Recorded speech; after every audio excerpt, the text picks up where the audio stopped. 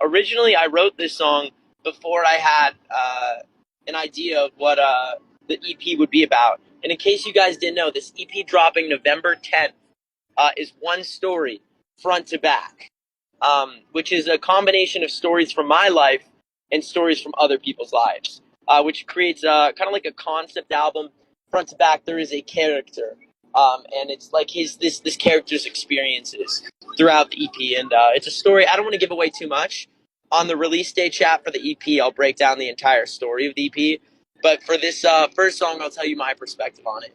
One of my old drummers, he was a really nice guy and a good friend of ours. But he had a problem. He had and trigger warning, or for those of you, or I know this is all ages, but I mean, it's TX2 music.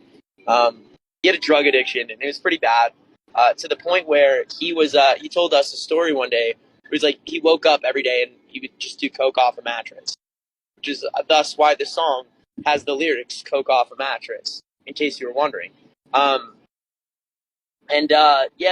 Because he had such a bad addiction, we made deals with him. We're like, hey, you can't play these shows unless you're clean and sober. But he wasn't listening to us, so we had to stop playing shows with him, unfortunately. Last time I saw him was at a party, and when I saw him, he just looked like a walking dead man. He didn't even recognize us, and it really seemed like he wasn't there. And I just had this moment of realization, someone I knew was gone and probably would never be in my life, and I was talking to a walking dead man. And I decided I was going to go write a song about it. And I wanted to, the mood of this song really fits the mood of this EP. So this is, expect the EP to sound similar to this, and this is actually one of the lighter songs on the EP. The EP will get much darker. So I'm going to give you guys a quick breakdown. So the first line of the song on the intro or the chorus is coke off of a mattress. So that's once again because my friend told me the story where he's doing coke every day in the morning. And then it's mirrors show the sadness. Originally the line was coke off of the mattress cause mirrors show the sadness. And in case you didn't know that, this is a complicated story. But for those of you who know, coke is often associated with mirrors for a reason. But this person in my life was not doing it off mirrors, and in my opinion, it's because he didn't want to look at himself.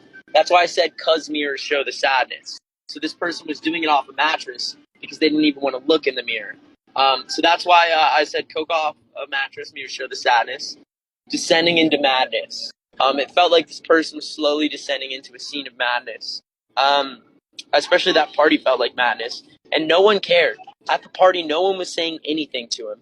So I was like, no one cared because everyone knows that he's a walking dead man. And I wrote the song from his perspective.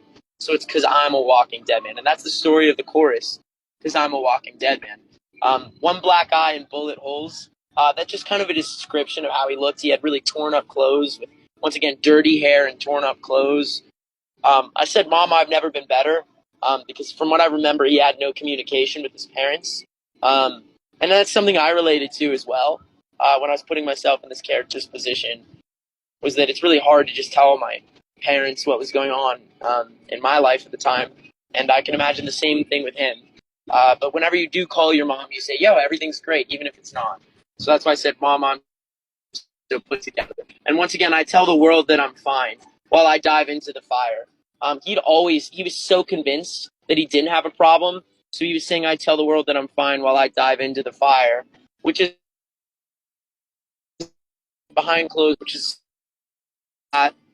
inject myself till I'm full of lies. Basically, he couldn't come to terms with the fact that he had an addiction, because after Cam and I had conversations with him about how he had an addiction and he needed to fix it, he just couldn't come to terms with it.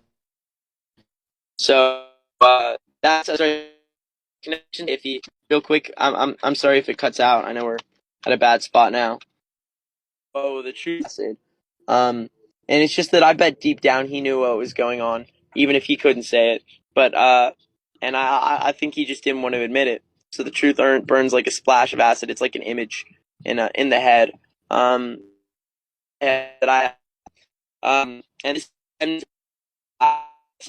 It seems on a yeah, he was a dead man, right? He was losing touch with himself because he was just always on a bender. And then once again, there's the chorus. So the second verse is actually from robot at really glitchy. All right, well, I'll just wait.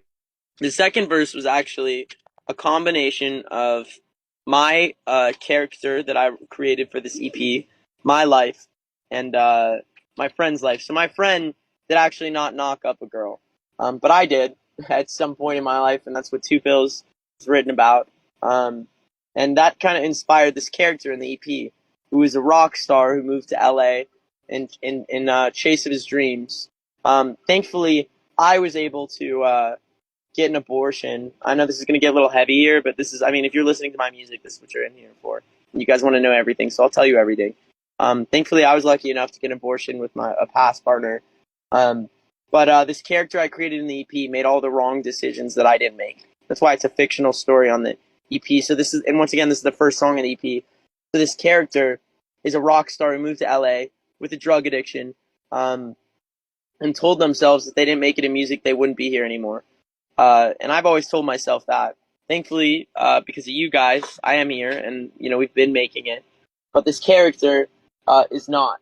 This character is failing and doesn't have anybody listening to their music. So they're slowly descending into madness, which is where they're like a double take on the song, and where the second verse comes into play. This character in the EP ends up is actually closeted.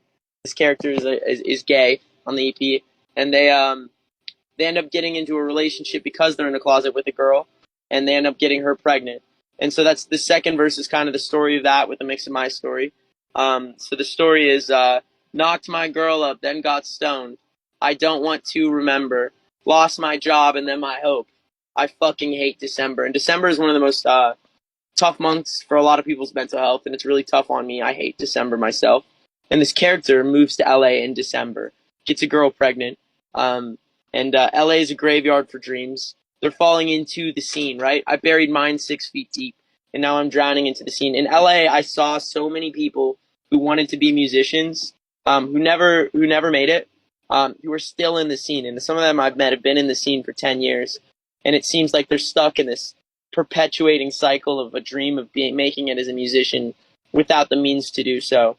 So I kind of wrote it. That's what this is the character. We're introducing this character in the EP. Now I can't tell you what happens in the rest of the EP, but there is a story that is very clear, and there's 3 songs that haven't been announced on the EP. But November 10th they'll drop, and that's kind of the story of Walking Dead Man. It's a combination of my life, a good friend of mine who I lost through addiction, and also the character in this EP. So that this is the story of everyone in the song. Everybody who comes to these voice chats, thank you.